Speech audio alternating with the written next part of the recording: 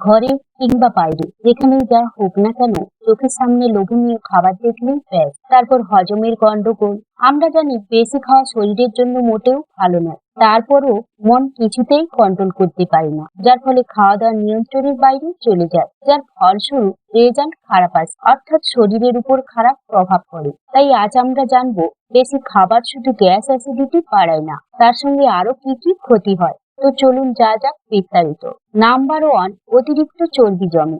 আমাদের শরীর দৈনিক জ্বালানি পোড়ায়, অর্থাৎ ক্যালোরি পোড়ায়, যা চোখে দেখা যায় না কিন্তু শরীরের জন্য অত্যন্ত গুরুত্বপূর্ণ।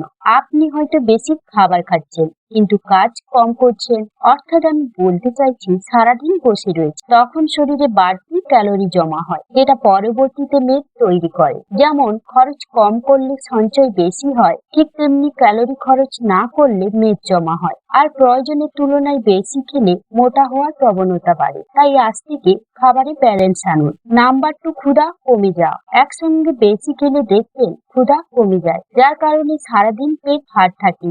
আসলে আমাদের শরীরে দুটি হরমোন থাকে, একটা ক্ষুধা নিয়ন্ত্রণ করে, অন্যটা খাবারে আগ্রহ তৈরি করে। তাই কিছুক্ষণ না খেয়ে থাকলে শরীরে হরমোনের মাত্রা বেড়ে যায়, যার ফলে খাওয়ার ইচ্ছাই থাকে না। নাম্বার 3, রোগের ঝুঁকি বাড়ে। বেশি খেলে যেমন স্থূলতা বাড়ে, আর এই স্থূলতা নানা রোগের ঝুঁকি বাড়ায়। নাম্বার 4, মস্তিষ্কের কার্যক্ষমতা কমে যায়। যারা অতিরিক্ত খাবার খান তাদের মস্তিষ্কের কার্যকারিতা কমে যায়। নাম্বার 5, বদহজম। এটা আমাদের সবার পরিচিত।